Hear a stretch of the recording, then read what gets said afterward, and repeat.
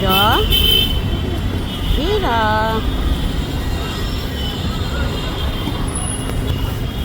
এই গরমে জিব্বাটা বের হয়ে যায়, অনেক গরম।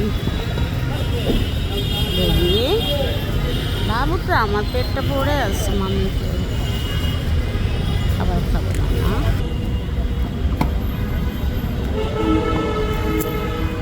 ওদের বাবুদের মাংস দিব, দাঁড়াও। হীরা